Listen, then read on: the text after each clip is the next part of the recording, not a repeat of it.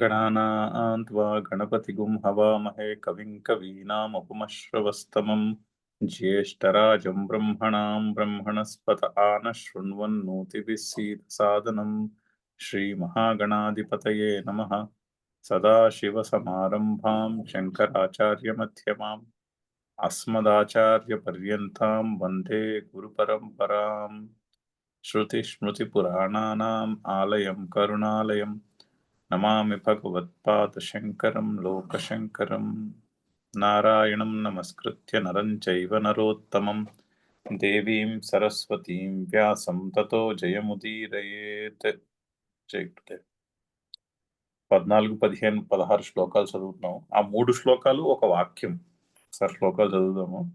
అన్నాద్భవంతి భూతాని अन्नाद्भवन्ति भूतानि పర్జన్యాదన్న సంభవః पर्जन्यादन्नसम्भवः యజ్ఞాద్భవతి పర్జన్యః यज्ञाद्भवति पर्जन्यः యజ్ఞః కర్మ సముద్భవః यज्ञः कर्मसमुद्भवः కర్మ బ్రహ్మోద్భవం విద్ధి कर्म ब्रह्मोद्भवं विद्धि బ్రహ్మాక్షర సముద్భవం ब्रह्माक्षरसमुद्भवम् తస్మాత్ సర్వగతం బ్రహ్మ तस्मात् सर्वगतं ब्रह्म నిత్యం యజ్ఞే ప్రతిష్ఠితం नित्यं यज्ञे प्रतिष्ठितम् ఏవం ప్రవర్తితం చక్రం एवं प्रवर्तितं चक्रं నానువర్తయతిహ యః नानुवर्तयतीह यः అఘాయురింద్రియారామః अघायुरिन्द्रियारामः మోఘం పార్థ సజీవతి. मोघं पार्थ स जीवति। సో ఈ సృష్టిలో ఒక చక్రం ఉన్నది. ఏవం ప్రవర్తితం చక్రం అంటే ఈ విధముగా నడిపించబడినటువంటి చక్రము, సృష్టి చక్రము. నా అనువర్తయతి ఇహ యహ. ఇహ ఇక్కడ యహ ఎవడైతే నా అనువర్తయతి దానిని అనుసరించడో అంటే దానికి అనుకూలముగా ప్రవర్తించడో అతడు అఘాయు. సహ అఘాయు. అఘాయు అంటే వాడు పాపజీవి. ఇంద్రియారామ సహ ఇంద్రియారామ అఘాయు. అటువంటి తన ఇంద్రియముల యొక్క సుఖముల కొరకే ప్రవర్తించువాడు అని అర్థం.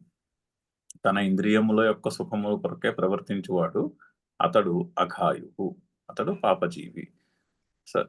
మోఘం జీవతి, అతని జీవితము వ్యర్థము. ఓ పార్థ. పార్థ ముందు పెట్టుకోవచ్చు సెంటెన్స్. సో ఒక సృష్టి చక్రము క్రమము గురించి చెప్తున్నారు. ఆ సృష్టి క్రమము ప్రకారము దానికి అనుకూలముగా ప్రవర్తించాలి. దానికి ఎందుకు చెప్తున్నారంటే దానికి అనుకూలంగా ప్రవర్తించడం అంటే కర్మలు చేయుట. ఏ విధంగా కర్మలు చేయుట? యజ్ఞం అనే ప్రిన్సిపల్ తోటి, యజ్ఞం అనే దృష్టికోణముతో కర్మలు చేయుట. అంటే యజ్ఞం అంటే ఒక విస్తృతమైన అర్థంతో చెప్పారు. యజ్ఞం అనగా ఈశ్వరుడు.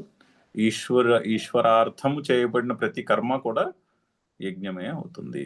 అంటే ఏమిటి అంటే ఫలము మీద ఆసక్తి వదిలేసి చేసినటువంటి కర్మలన్నీ కూడా యజ్ఞమే అవుతాయి అనే ఒక విస్తృతమైన అర్థంలో చెప్పి ఆ యజ్ఞము అనే ప్రిన్సిపల్కి అనుకూలముగా కర్మలు చేయుట, చేయకపోతే చేయుటయే కర్తవ్యము. తన నిత్య కర్మలను యజ్ఞం అనే ప్రిన్సిపల్తో చేయుటయే మనిషి చేయవలసిన పని. అంటే ఎవరు? మోక్షము కావాలి అనుకునేవాడు చేయవలసినటువంటి పని. అంటే సైకలాజికల్ ఫ్రీడమ్ నాకు కావాలి అనుకుంటే కర్మలు ఈ విధంగా చేయాలి. చేయకపోతే ఏమవుతుంది? చేయకపోతే ఇంద్రియారామ కేటగిరీలో పడుతుంది. అంటే తన ఈశ్వరార్పణ బుద్ధితో కర్మలు చేయకపోతే కర్మలు తన స్వంత ఇంద్రియ సుఖమున కొరకు చేసినట్టు అవుతుంది. సో ఇంద్రియారామ, అట్టి ఇంద్రియారాముని యొక్క జీవితము వ్యర్థము అని చెప్తున్నాం. ఎందుకంటే ఆ చెప్తున్నటువంటి పాయింట్ ఏం చెప్తున్నాడు అర్జునుడికి? నీకు ఇంకా నేను కర్తను కాను అనే వివేకము స్థిరపడలేదు. సో అందుకని నువ్వు కర్మలే చేయాలి. కానీ కర్మలు చేసినప్పుడు వాటిని కర్మయోగముగా తీర్చిదిద్దుకోవాలి. అంటే యజ్ఞం అనే దృష్టికోణముతో చేయాలి ప్రతి కర్మను. అలా చేయకపోతే జీవితము వ్యర్థము అని చెప్తున్నాడు. అంటే చేయవలసిన కర్తవ్యాన్ని వదిలేసి సన్యాసం పుచ్చుకుంటానని పారిపోవడం వల్ల ఏమి లాభము కలుగదు అని చెప్పడానికి చెప్తున్నటువంటి మాటలు. ఆ కారణములను అనేక విధములుగా సబ్స్టాన్షియేట్ చేస్తున్నటువంటి మాటలు. సో అయితే అన్నాద్భవంతి భూతాని, అన్నము నుండి జీవులు పుడతాయి. ఈ సృష్టిలో అన్నము ఉన్నది. అన్నం ఎక్కడెక్కడైతే ఉంటుందో అక్కడ జీవులు పుడతాయి. అన్నం లేకపోతే జీవులు పుట్టవు. పైగా అన్నం ఒక్కటి ఉంటే సరిపోదు. పర్జన్యాద్ అన్న సంభవ, నీళ్లు ఉండాలి, వర్షం కురవాలి. వర్షం కురిస్తేనే ఆ వర్షము కురిచి ఆ తడి ఎక్కడ ఉంటుందో, తడి అన్నము కలిసిన చోట ఎయిర్లో మాయిశ్చరు ఉండాలి, అక్కడ ప్రదేశంలో అన్నం ఉండాలి, అంటే ఫుడ్ ఉండాలి. ఆ రెండు కలిసిన చోట జీవులు పుడతాయి. పర్జన్యాత్ అన్న సంభవ, యజ్ఞాత్ భవతి పర్జన్య. ఈ వర్షము కురవడానికి యజ్ఞము కారణమవుతుంది. అంటే ఒక వైదికమైనటువంటి నేరో దృష్టికోణంలో చెప్పుకుంటే ఆ రిచువల్ ఒక క్రతువు పరంగా చూస్తే ఆ యజ్ఞము వలన ఇంద్రుడు బలపడతాడు అని కొన్ని కర్మలు ఉన్నాయి. ఆ కర్మలు చేయాలి. లేదా విస్తృతంగా ఆలోచిస్తే యజ్ఞం అనే ప్రిన్సిపల్ అంటే స్వంత లాభాన్ని వదిలేసి పరోపకార దృష్టితో ఈశ్వరార్పణ బుద్ధితో చేసినటువంటి కర్మలు, అంటే సస్టైనబుల్ యాక్షన్. ఎన్వైరన్మెంటల్ కూడా సస్టైన్ చేస్తున్నటువంటి యాక్షన్ కింద యజ్ఞం అనే పదానికి మనము సస్టైనబుల్ యాక్షన్ అని ఇంగ్లీష్లో ట్రాన్స్లేట్ చేసుకోవచ్చు. సస్టైనబుల్ యాక్షన్ వలన వర్షం కురుస్తుంది. అప్పుడు ఎన్వైరన్మెంట్లో బ్యాలెన్స్ నిలబడి ఆ బ్యాలెన్స్ వల్ల కురవలసినటువంటి వర్షము కురుస్తుంది. అది చక్కని ఎన్వైరన్మెంటల్ సస్టైనబిలిటీ యొక్క ప్రిన్సిపల్. యజ్ఞాద్ భవతి పర్జన్య. ఆ యజ్ఞ కర్మ సముద్భవ. అయితే ఈ ఎన్వైరన్మెంట్ని సస్టైన్ చేయాలి అంటే కర్మ చేయాలి, యాక్షన్ చేయాలి. ఎటువంటి యాక్షన్ చేయాలి? సస్టైనబుల్ యాక్షన్ చేయాలి. అంటే ఇప్పుడు మనం చెట్టు కొట్టేస్తే 10 చెట్లు నాటాలి అనేటటువంటి, ఫర్ ఎగ్జాంపుల్, ఒక ప్రిన్సిపల్ని పెట్టుకుని పనిచేయాలి. ఎక్కడైనా ఓ చెట్టు నాటుతుంటే మనం అది గుర్తుపెట్టుకుని, ఓకే, ఈ చెట్టుకి నేను 10 చెట్లు నాటుతాను అనే ప్రిన్సిపల్తో పనిచేయాలి, ఫర్ ఎగ్జాంపుల్. అలా అటువంటి కర్మల నుండి యజ్ఞము పుడుతుంది అని చెప్తున్నారు. అది సగము, హాఫ్ ఆఫ్ ద చక్రం. అయితే శంకర్ల భాష్యం చదువుతాము. ఇతశ్చ అధికృతేన కర్మ కర్తవ్యం. ఇంకా అంటే ఈ కారణం వల్ల కూడా, అంటే ఇప్పుడు చెప్పబోయే కారణం వల్ల కూడా, అతహ అంటే దేర్ ఫోర్, తతహ అంటే దేర్ ఫోర్, ఇతహ అంటే ఇప్పుడు చెప్పబోయే కారణం వల్ల కూడా అధికృతేన కర్మ కర్తవ్యం. కర్మల యందు అధికారం కలవాడు కర్మలు చేయాలి. అధికృతేన అంటే కర్మల యందు అధికారం ఉన్నవాడని అర్థం ఇక్కడ.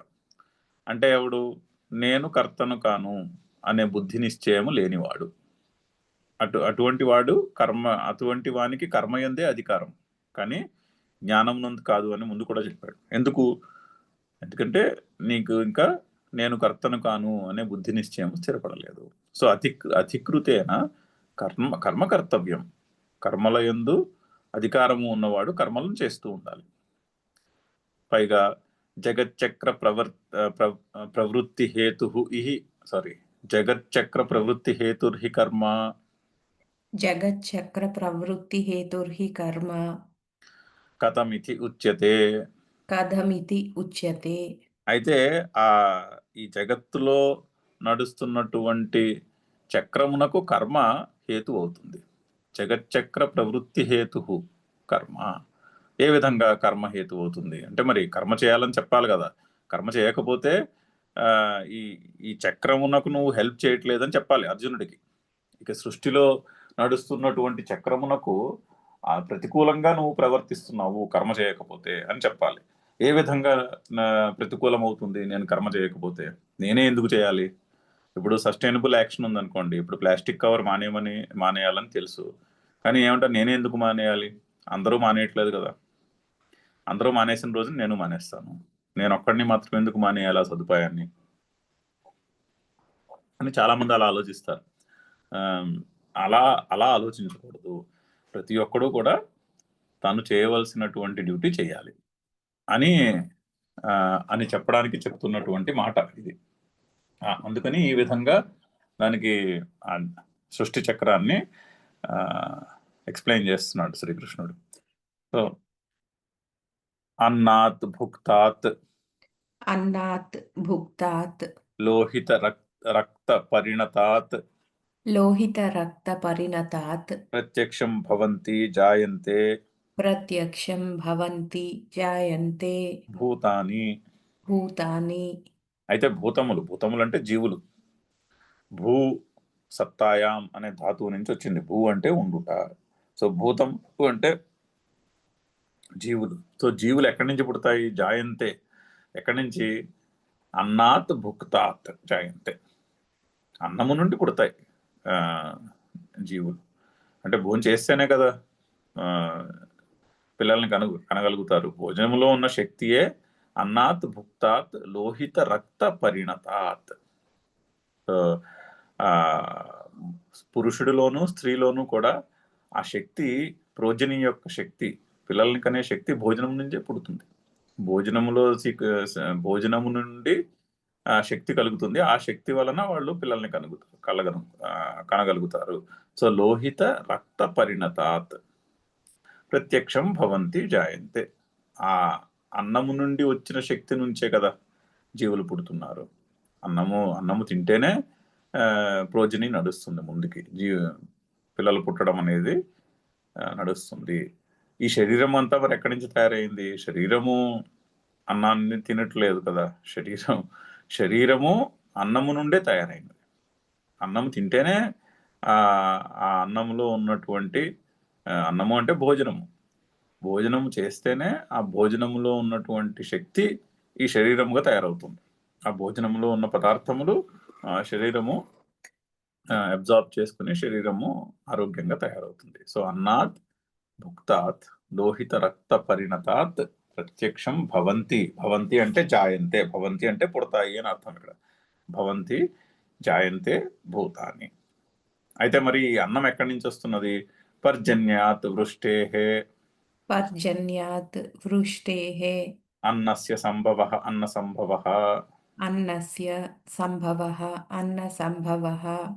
సో అన్నము వర్షము నుండి పుడుతుంది. సో అన్నము భోజనం ఉండాలంటే చెట్లు, చేమలు, మొక్కలు, పళ్ళు, కూరలు ఉండాలంటే వర్షం పడాలి. వర్షం పడితేనే పంటలు పండుతాయి. సో పర్జన్యాత్ వృష్టేహే, వర్షము వలన అన్నస్య సంభవః అన్న సంభవః. యజ్ఞాత్ భవతి పర్జన్యః. యజ్ఞాత్ భవతి పర్జన్యః. సో ఒక వైదికమైన సంప్రదాయంలో కూడా యజ్ఞము చేస్తే వర్షం పడుతుంది అనే ప్రిన్సిపల్ ఉంది. దానికి అనుగుణంగా కర్మలు కూడా చెప్పారు. దాన్నే ఒక మనుస్మృతి నుంచి కోట్ చేస్తున్నారు. అగ్నౌ ప్రస్తాహుతిః సమ్యగాదిత్యముపతిష్ఠతే. ఆదిత్యాత్ జాయతే వృష్టిః. వృష్టేరన్నం తతః ప్రజాః. సో ఇదే ప్రిన్సిపల్ ఒక స్మృతిలో కూడా ఉన్నది. అగ్నౌ ప్రాస్తాహుతిః అంటే అగ్నియందు వేసినటువంటి హవిస్సు సమ్యక్ ఆదిత్యం ఉపతిష్ఠతే.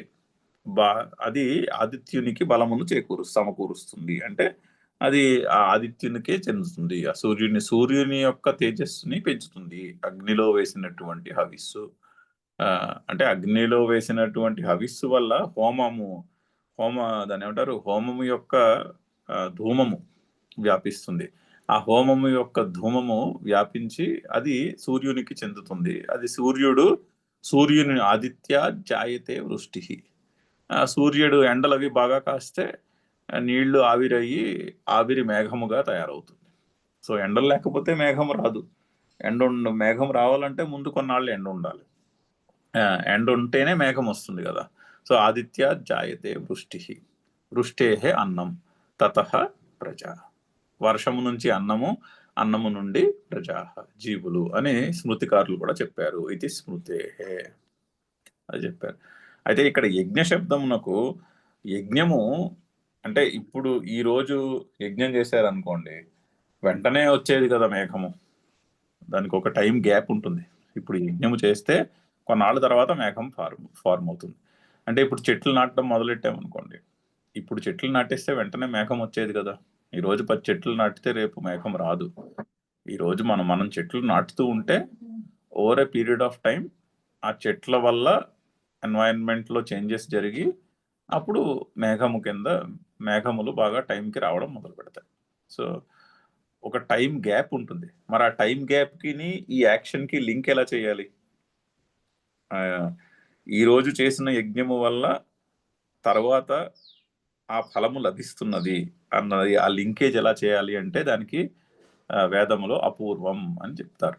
అంటే యజ్ఞము చేస్తే యజ్ఞము అపూర్వాన్ని సృష్టిస్తుంది. అపూర్వము అన్నది ఒక టెక్నికల్ టర్మ్. అంటే యజ్ఞము వలన ఒక పాజిటివ్ మన బ్యాంక్ అకౌంట్లో ఒక పాజిటివ్ నోట్ పడుతుంది అనమాట.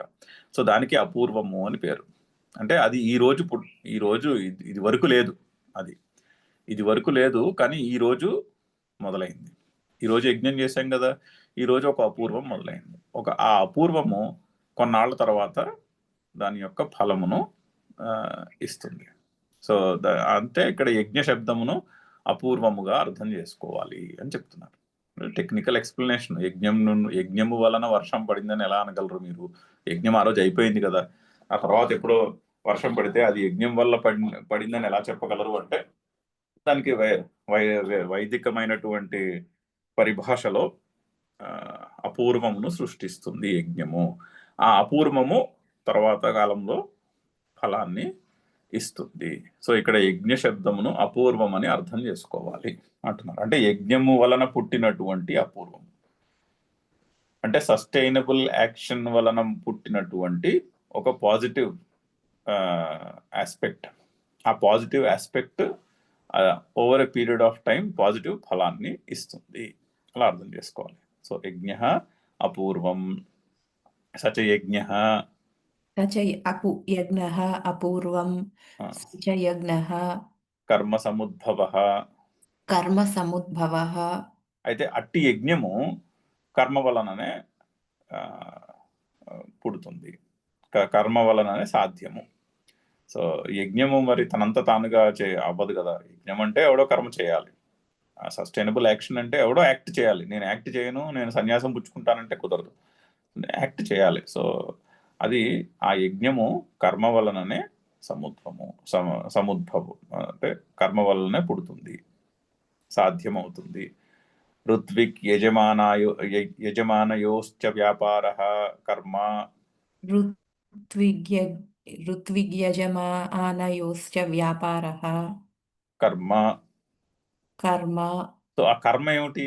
కర్మ అంటే ఇప్పుడు మీరు యజ్ఞంలో చూసాడండి, ఓ ఋత్విక్ ఉంటాడు. ఋత్విక్ అంటే పురోహితులందరికీ ఒక మేనేజర్ ఉంటాడు యజ్ఞము చేసినప్పుడు. అది ఒక పొజిషన్ యజ్ఞంలో. ఋత్విక్ అంటే మెయిన్ పురోహిత్కి ఋత్విక్ అని పేరు. సో ఋత్విక్ ఉండాలి, యజమాని ఉండాలి, అలాగే చాలా మంది ఉండాలి. ఋత్విక్ యజమానయోశ్చ వ్యాపార కర్మ. ఆ కర్మ చేయాలి అంటే అక్కడ యజ్ఞం అనే కర్మ అంటే ఆ యజ్ఞ చేయడానికి ఒక ఋత్విక్ ఉండాలి, ఒక యజమాని ఉండాలి, ఇంకా చాలా సంభారములు ఉండాలి.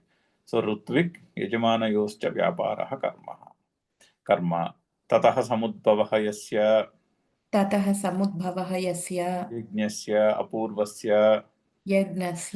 అపూర్వస్య సహ యజ్ఞః కర్మ సముద్భవః. సో యజ్ఞము కర్మ సముద్భవము అంటే ఏమిటో చెప్తున్నారు.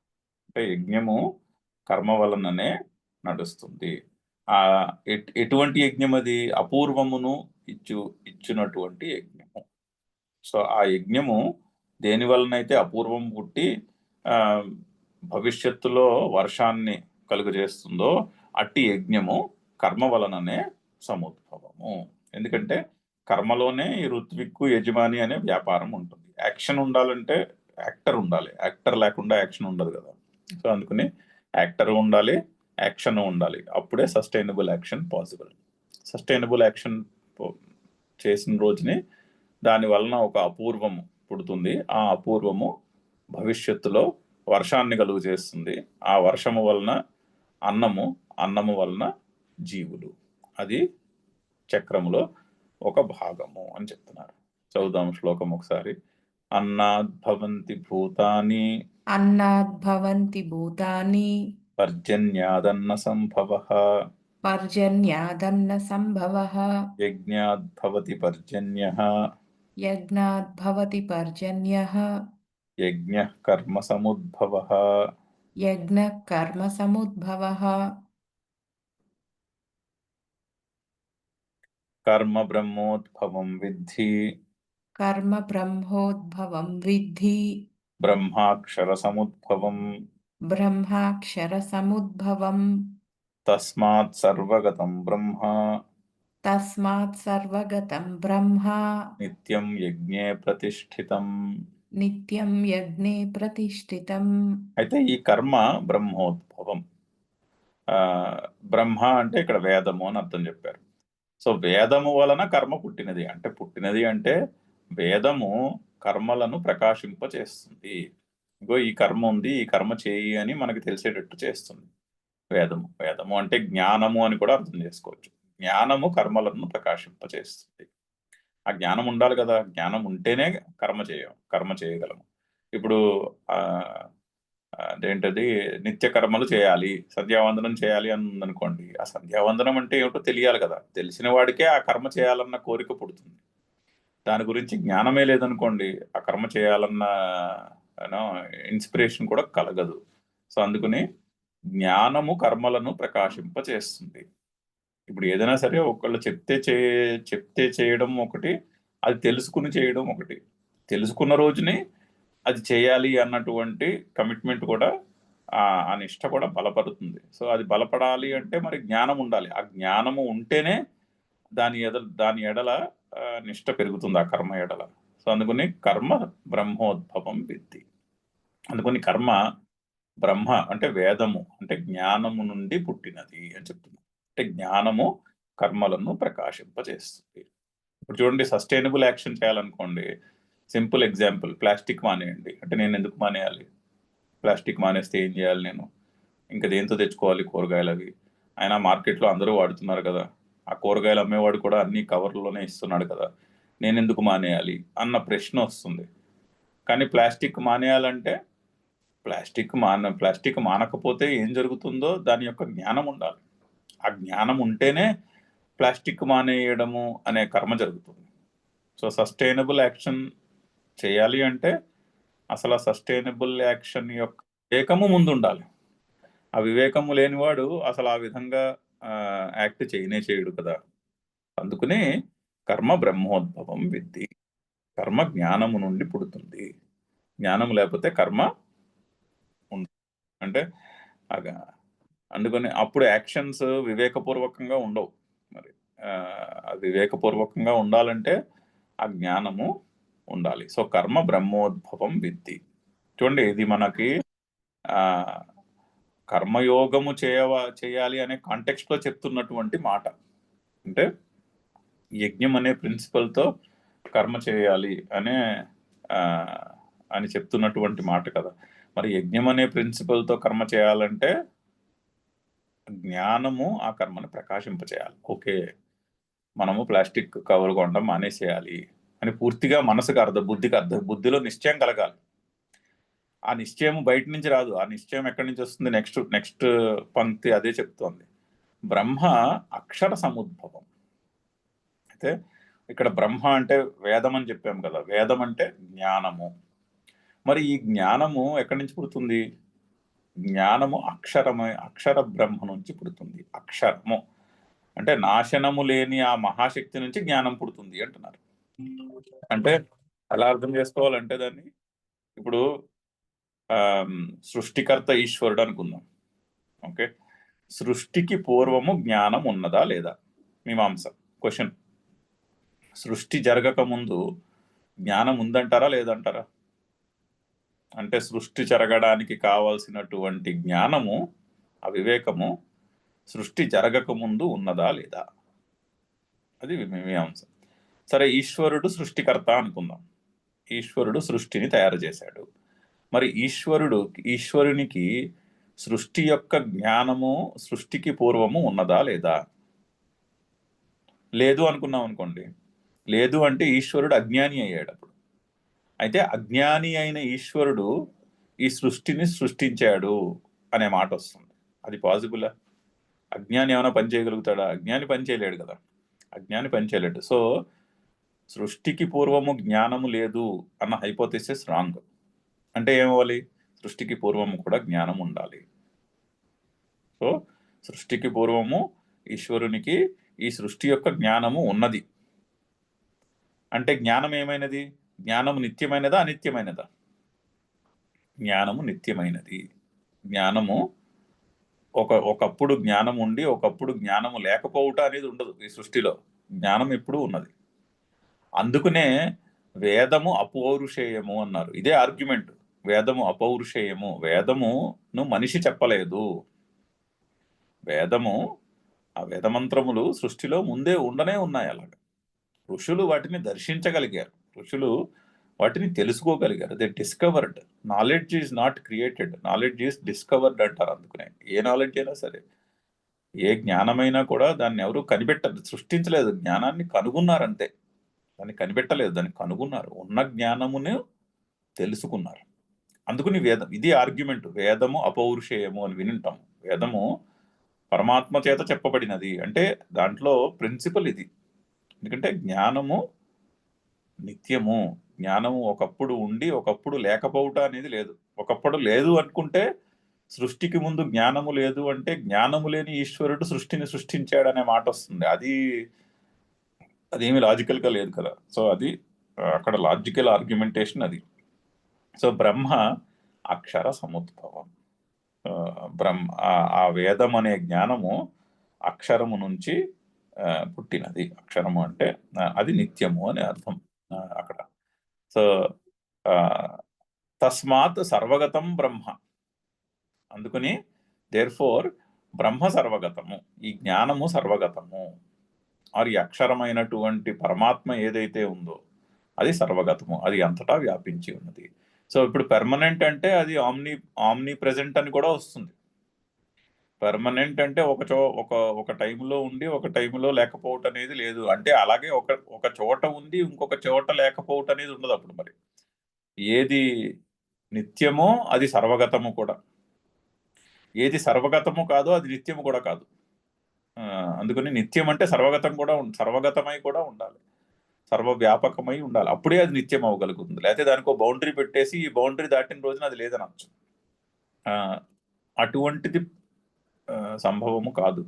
ఏది నిత్యమో అది సర్వగతము, ఏది సర్వగతమో అది నిత్యం. సో తస్మాత్ సర్వగతం బ్రహ్మ నిత్యం యజ్ఞే ప్రతిష్ఠితం. ఈ బ్రహ్మ, ఈ అక్షర బ్రహ్మ నిత్యము యజ్ఞే ప్రతిష్ఠితం. ఆ యజ్ఞం అనే ప్రిన్సిపల్లో నిత్యము ప్రతిష్టమై ఉన్నది. సో యజ్ఞము చేస్తున్నాము అంటే ఆ యజ్ఞము చేయడానికి యజ్ఞం అనే ప్రిన్సిపల్తో కర్మను చేయడానికి వివేకం కావాలి. ఆ వివేకం ఎక్కడి నుంచి పుడుతుంది? ఆ వివేకం ఎక్కడి నుంచో బయట నుంచి పుట్టదు. ఆ వివేకం మన హృదయం నుంచే పుడుతుంది. ఇక్కడ ఉన్న జ్ఞానాన్నే తెలుసుకుంటాం. ఇప్పుడు రామశబ్దం చెప్తున్నారు అనుకోండి ఎవరన్నా, రామశబ్దం గురించి చెప్తే ఆ రామశబ్దం తెలియని వాడికి రామశబ్దం గురించి ఏం తెలియదు. రామశబ్దం గురించి చెప్తే తెలిసింది అంటే ఆ జ్ఞానము ఆల్రెడీ ఉన్నది. ఆ ఉన్న జ్ఞానమును తెలుసుకుంటున్నాం అంతే. ఉన్నదాన్నే తెలుసుకుంటున్నాం. లేనిది తెలుసుకోవడం అనేది ఏం లేదు. బయట నుంచి ఏదో లేనిది మనం తెలుసుకున్నాం అనేది ఏం లేదు. జాగ్రత్తగా ఆలోచిస్తే ఉన్నదే తెలుసుకుంటున్నాం. నది అంతకు ముందు అజ్ఞానముచే కప్పబడిన దాన్ని ఇప్పుడు మనం తెలుసుకుంటున్నాం. లేని దాన్ని తెలుసుకోలేము. పూర్తిగా మన అవగాహనలో లేని దాన్ని అసలు ఏం తెలుసుకోలేము. అంటే పూర్తిగా మనకు అందని దాన్ని తెలుసుకోలేము.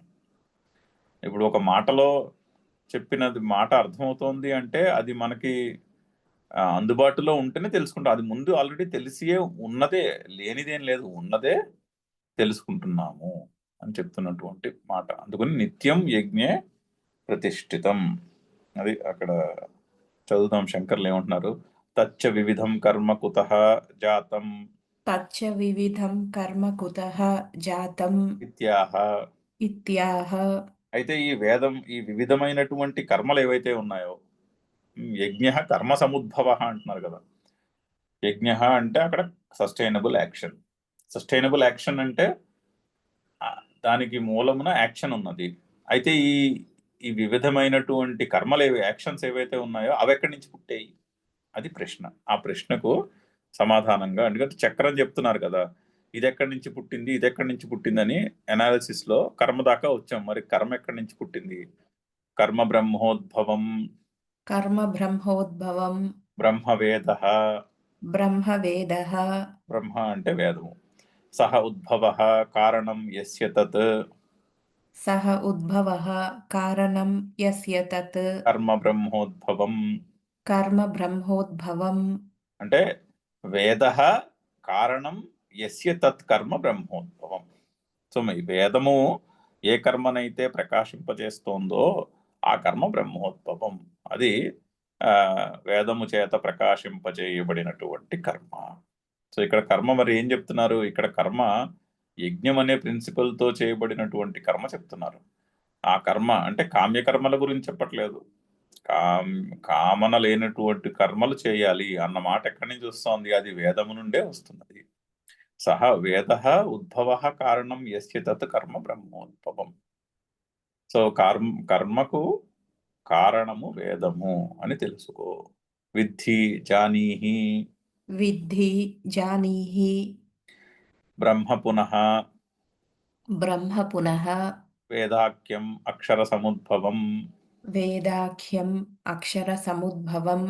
సో బ్రహ్మ అంటే వేదాఖ్యం అంటే ముందు బ్రహ్మ అంటే వేదం అని చెప్పారు కదా. సో వేదమని చెప్పబడుతున్నటువంటి ఈ బ్రహ్మ ఎక్కడి నుంచి పుట్టింది? అక్షర సముద్భవం, అక్షరం నుంచి పుట్టినది. మరి ఈ అక్షరం అనగానేమి? అక్షరం బ్రహ్మ పరమాత్మ అక్షరం బ్రహ్మ పరమాత్మ సముద్భవ యస్య తత్ అక్షర సముద్భవం. సముద్భవః యస్య తత్ అక్షర సముద్భవం. బ్రహ్మవేద ఇత్యర్థః. బ్రహ్మవేదః ఇత్యర్థః. సో అక్షరము అంటే పరమాత్మ, పరమాత్మ సముద్భవ యస్య తత్ అక్షర సముద్భవం. పరమాత్మ నుండి పుట్టిన దానికి అక్షర సముద్భవం అని పేరు. ఏది పరమాత్మ నుండి పుడుతుందో అది అక్షర సముద్భవము. సో ఈ రెండు బ్రహ్మలు చెప్తున్నారు. ఒకటి బ్రహ్మ అంటే వేదము, రెండు అక్షర బ్రహ్మ అంటే పరమాత్మ. అక్షరము అంటే క్షరము లేనిది, అంటే నాశనము లేనిది అని అర్థం. సో నాశనము లేనటువంటి ఆ పరమాత్మ నుండి వేదము పుట్టినది. అయితే వేదము పరమాత్మ నుండి ఎలా పుట్టినది అంటే ఉచ్ఛ్వాస నిశ్వాసలుగా పుట్టినది అంటారు. అంటే అక్కడ ఉచ్ఛ్వాస నిశ్వాసల వలె పుట్టినది అని అర్థం. పరమాత్మ నుండి వేదము ఉచ్ఛ్వాస నిశ్వాసలుగా పుట్టింది అంటే అక్కడ ఒక పెద్ద ఆయన కూర్చుని హూ అంటే అక్కడి నుంచి వేదం పుట్టింది అలా చెప్పుకోకూడదు. అక్కడ వలే చెప్పుకోవాలి. వలే అంటే ఉచ్ఛ్వాస నిశ్వాసల వలె పుట్టినది అంటే అప్రయత్నముగా పుట్టినది అని అర్థం. ఉచ్ఛ్వాస నిశ్వాసలు అప్రయత్నములు. మీరు శ్వాస పీల్చుకుంది కష్టపడరు కదా, అప్రయత్నంగా శ్వాస నడుస్తుంది. మనలో శ్వాస ఎంత అప్రయత్నంగా నడుస్తుందో పరమాత్మ నుండి ఈ వేదము అంత అప్రయత్నముగా పుట్టినది అని చెప్పుటకు చెప్పినటువంటి మాట. అది అక్కడ ఆ విధంగా చెప్తారు. పరమాత్మను యొక్క ఉచ్ఛ్వాస నిశ్వాసలే వేదములయ్యే అని చెప్తారంటే పరమాత్మ నుండి అప్రయత్నముగా పుట్టినటువంటి జ్ఞానము అని అర్థం. అది చెప్తున్నారు. యస్మాత్ సాక్షాత్ పరమాత్మాఖ్యాత్ అక్షరాత్ పురుష నిశ్వాసవత్ సముద్భూతం.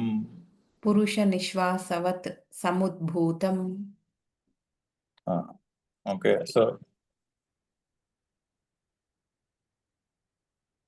సో పరమాత్మాఖ్యాత్ అక్షరాత్, పరమాత్మ అన్న పేరు కలిగినటువంటి అక్షరము నుండి పురుష నిశ్వాసవత్, మనిషి నుంచి శ్వాస ఎంత అప్రయత్నముగా నడుస్తుందో అంత అప్రయత్నముగా సముద్భూతం.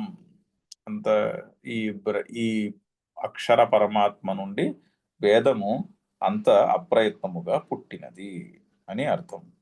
సో సత్ నుండి చిత్ పుట్టింది. సచ్చిత్ ఆనందములో సత్ అక్షర పరబ్రహ్మ. సత్ అంటే ఉన్నది అని అర్థం.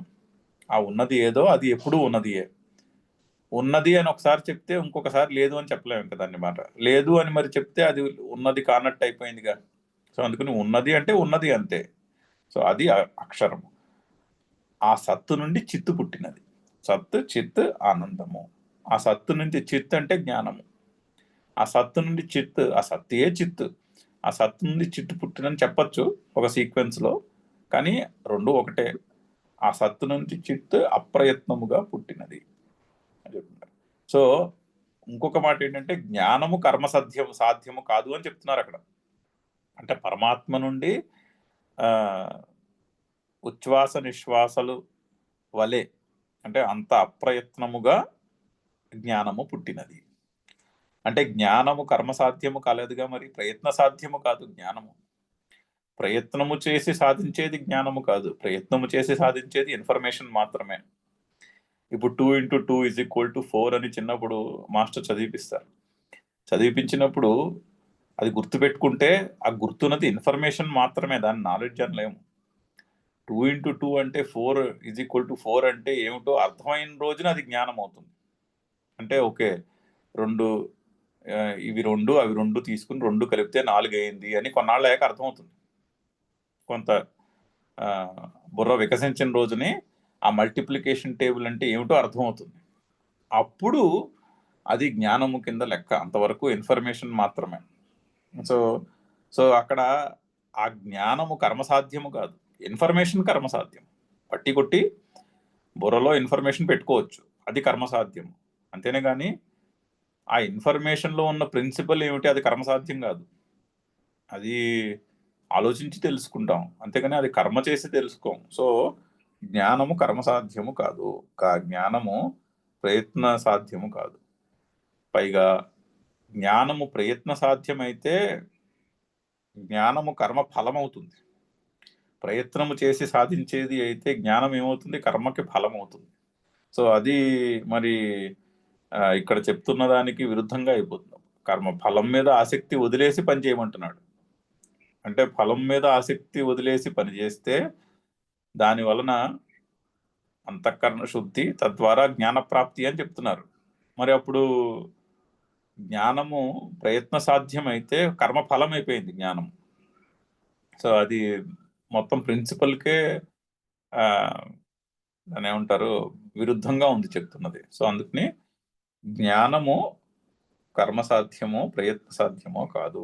జ్ఞానము తెలుసుకునేదే కానీ ప్రయత్నం చేసి సాధించేదైతే కాదు అని చెప్పే మాటలో ఇక్కడ బ్రహ్మాక్షర సముద్భవం అని చెప్తున్నారు.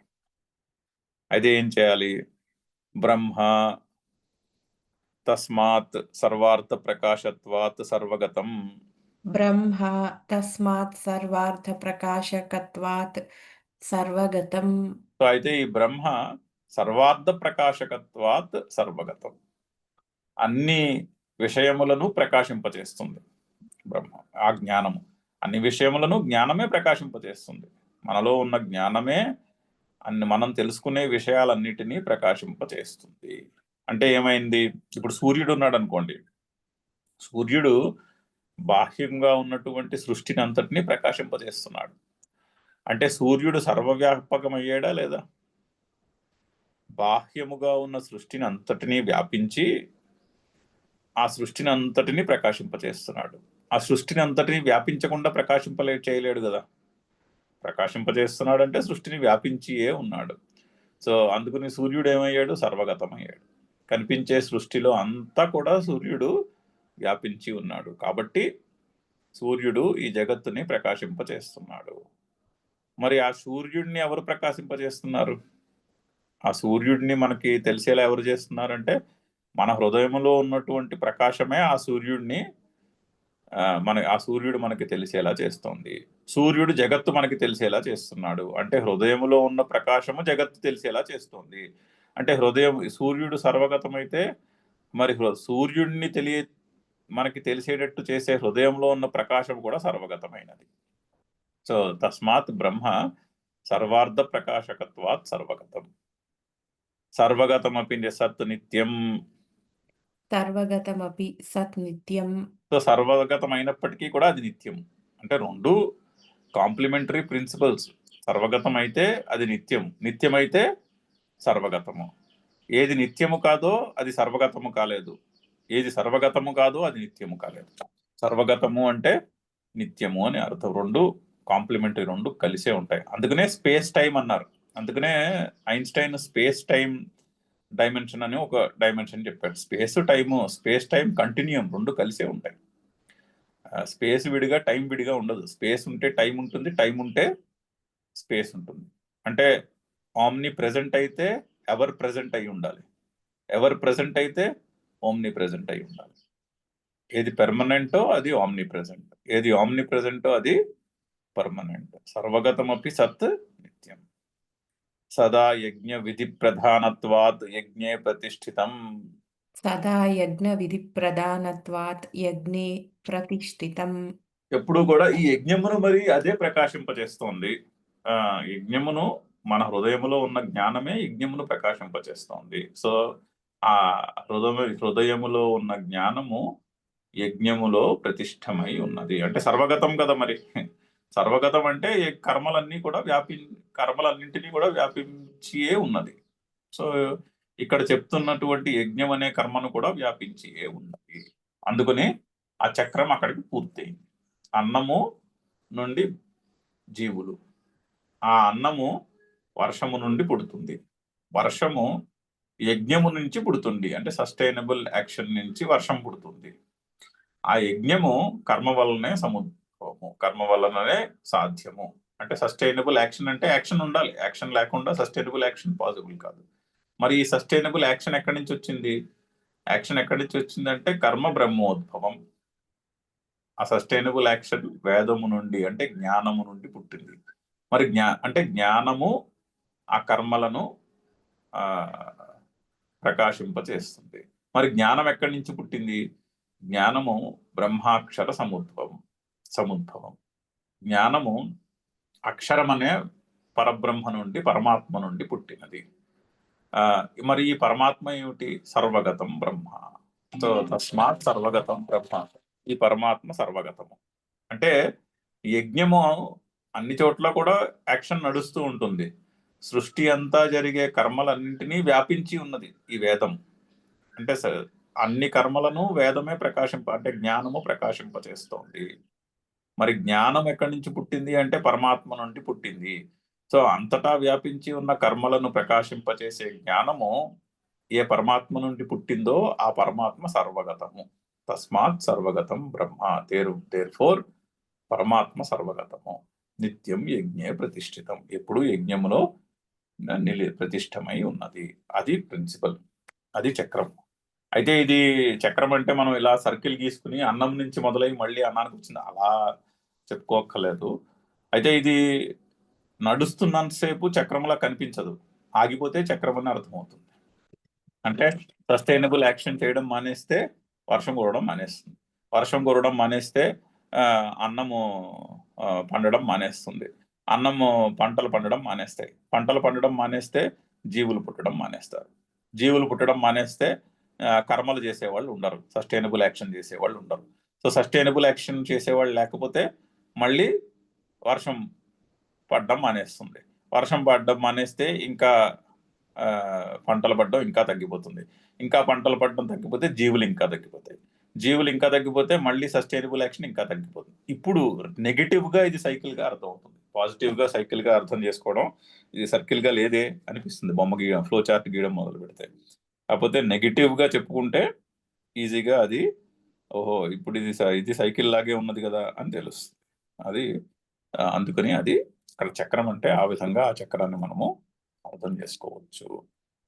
చదువుదాం ఒకసారి శ్లోకము. కర్మ బ్రహ్మోద్భవం విద్ధి, కర్మ బ్రహ్మోద్భవం విద్ధి, బ్రహ్మాక్షర సముద్భవం, బ్రహ్మాక్షర సముద్భవం. తస్మాత్ సర్వగతం బ్రహ్మ, తస్మాత్ సర్వగతం బ్రహ్మ. నిత్యం యజ్ఞే ప్రతిష్ఠితం, నిత్యం యజ్ఞే ప్రతిష్ఠితం. ఏవం ప్రవర్తితం చక్రం, ఏవం ప్రవర్తితం చక్రం. నానువర్తయతి హయః, నానువర్తయతి హయః. అఘాయురింద్రియారామః, అఘాయురింద్రియారామః. మోఘం పార్థ స జీవతి. మోఘం పార్థ సజీవతి. ఏవం ఇత్థం ఈశ్వరేణ వేదయజ్ఞపూర్వకం జగచ్చక్రం. కింద ఏవం భాష్యం. ఏవం ఇత్థం ఈశ్వరేణ వేదయజ్ఞపూర్వకం జగచ్చక్రం ప్రవర్తితం ప్రవర్తితం నా అనువర్తయతి. న అనువర్తయతి. ఏవం ఇత్థం అంటే ఈ విధముగా ఈశ్వరేణ వేదయజ్ఞపూర్వకం జగచ్చక్రం, పరమాత్మ చేత వేదము యజ్ఞముతో కలిసినటువంటి, వేదం అంటే జ్ఞానము, యజ్ఞం అంటే సస్టైనబుల్ యాక్షన్, అంటే పరోపకారమునకు చేసేటటువంటి కర్మలు, కర్మ ఫలము మీద ఆసక్తి లేకుండా చేసేటటువంటి కర్మలు. సో జ్ఞానము యజ్ఞముతో కూడుకున్నటువంటి జగచ్చక్రం ప్రవర్తితం. ప్రవర్తితం అంటే ఈ విధముగా నడిపించబడినటువంటి చక్రము అని అర్థం. ప్రవర్తితం అంటే కర్మని ప్రయోగం అంటారు, అంటే ఈ విధముగా నడిపించబడినటువంటిది అని అర్థం. నడిపించబడినటువంటి జగచ్చక్రము పైన ముందు చెప్పినటు విధముగా నడిపింపబడినటువంటి ఎవరి చేత? ఈశ్వరుని చేత.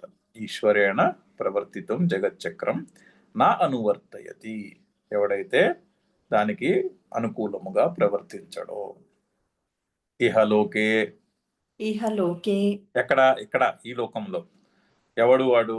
యహ కర్మణ్యధికృతః సన్. యహ కర్మణ్యధికృతః సన్ అంటే కర్మలయందు అధికారము కలవాడు. అంటే ఇక్కడ నేను కర్తను కాను అన్న బుద్ధి నిశ్చయము లేనివాడి గురించి చెప్తున్నటువంటి మాటలు, ఈ జ్ఞాననిష్టలో ఉన్న వాళ్ళ గురించి చెప్తున్నటువంటి మాటలు కాదుగా మొదటి నుంచి. ఇక్కడ నేను కర్తను కాను, అర్జునుడికి నీకు నేను కర్తను కాను అనే బుద్ధి నిశ్చయము లేదు, అందుకని నీకు చెప్తున్నానని చెప్తున్నటువంటి మాటలు. సో ఇది కర్మలయందు అధికారము కలిగినటువంటి వాడికి చెప్పిన మాటలు. కర్మలయందు అధికారము కలిగి కర్మలు చేయాలి. ఏ విధంగా చేయాలి? యజ్ఞం అనే వేద యజ్ఞపూర్వకం కర్మ చేయాలి. అంటే యజ్ఞం అనే ప్రిన్సిపల్తో తెలుసుకుని యజ్ఞం అనే ప్రిన్సిపల్తో కర్మలు చేయాలి. అంటే వివేకముతో సస్టైనబుల్ యాక్షన్ చేయాలి. అలా చేయనివాడు ఎవడైతే కర్మలయందు అధికారము కలిగి ఎవడైతే అలా చేయడో అతడు అఘాయుహు. అఘాయుహు. అఘాయుహు అంటే అఘం పాపం ఆయుహు. అఘం పాపం ఆయుహు. జీవనం యస్య సహ అఘాయుహు. జీవనం యస్య సహ అఘాయుహు. అఘాయుహు అన్నదానికి విగ్రహవాక్యం చెప్తున్నారు. అఘం అంటే పాపము, ఆయుహు అంటే జీవితము. పాపమే జీవితము. యస్య సహ ఎవనికో అతడు అఘాయుహు. అంటే పాప జీవన పాప జీవన ఇతి యావత్. ఇతి యావత్. సో అఘాయుహు అంటే పాప జీవన అంటే పాపమైనటువంటి జీవితము కలవాడు. పాపము అంటే దుఃఖము, అంటే దుఃఖమే జీవితం యొక్క పరమార్థముగా కలవాడు అని. అంటే భోగములో ఎంత వెంట పరిగెట్టేవానికి దుఃఖమే ఫైనల్ రిజల్ట్ అని ఆ విధంగా అటువంటి వాళ్ళని అఘాయుహు అంటున్నారు. ఇంద్రియారామః. ఇంద్రియారామః. ఇంద్రియైః ఆరామః.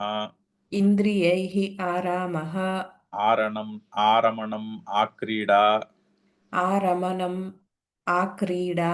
విషయేషు యస్య సహ విషయేషు యస్య సహ ఇంద్రియారామః. ఇంద్రియారామః. సో ఇంద్రియారామః అంటే దానికి విగ్రహం. ఇంద్రియైః ఆరామః విషయేషు యస్య సహ ఇంద్రియారామః. విషయములయందు ఇంద్రియముల యొక్క సుఖములను కొరకు ప్రవర్తించువాడు ఇంద్రియారామః. అంటే తన సుఖమే కదా ఇంద్రియారామః అంటే, స్వంత సుఖము కొరకు ప్రవర్తించువాడు అని అర్థం. ఆరామః అంటే ఆరమణం ఆక్రీడ. ఆరామణం అంటే అనుభవించుట, వాటిని భోగించుట. తన ఇంద్రియముల చేత విషయములను భోగించుటకై ప్రవృత్తి కలిగి ఉన్నవాడు ఇంద్రియారామః. మోఘం వృథా. మోఘం వృధా. హే పార్థ. హే పార్థ. సహజీవతి. సహజీవతి. సో అతడి జీవితము వృథా అంటున్నాడు. మోఘం పార్థ సహజీవతి, ఆ విధంగా జీవించుట వృథా. తస్మాత్ తస్మాత్ అజ్ఞేన అధికృతేన అగ్నేన అధికృతేన కర్తవ్యమేవ కర్మ. कर्तव्यमेव कर्म इति प्रकरणार्थः. इति प्रकरणार्थः. సో ఫైనల్లీ ఈ ప్రకరణంలో ఏం తేలింది? ఈ ప్రకరణము యొక్క అక్కడికి ఈ ప్రకరణం పూర్తవుతుంది. ఈ ప్రకరణం యొక్క అర్థం ఏమిటంటే అజ్ఞేన అధికృతేన కర్తవ్యమేవ కర్మ. కర్మ కర్తవ్యము. కర్తవ్యమైనటువంటి కర్మలు చేస్తూ ఉండాలి. ఎవరు? నేను కర్తను కాను అన్న బుద్ధి నిశ్చయము లేనివాడు యజ్ఞం అనే ప్రిన్సిపల్తో కర్మలు చేస్తూనే ఉండాలి. అంతేనే కానీ కర్మలను వదిలేసి పారిపోవుట అనేది కుదరదు అని ఈ ప్రకరణము యొక్క అర్థము. ప్రకరణంలో ఉన్నటువంటి సందేశం అది. శ్లోకం చదువుతాము. ఏవం ప్రవర్తితం చక్రం एवं प्रवर्तितं चक्रं నానువర్తయతి హయః नानुवर्तयति हयः అఘాయురింద్రియారామః अघायुरिन्द्रियारामः మోఘం పార్థ సజీవతి. मोघं पार्थ स जीवति. ఓం పూర్ణమదః పూర్ణమిదం పూర్ణాత్ పూర్ణముదచ్యతే పూర్ణస్య పూర్ణమాదాయ పూర్ణమేవావశిష్యతే. ఓం శాంతి శాంతి శాంతి. హరి ఓం.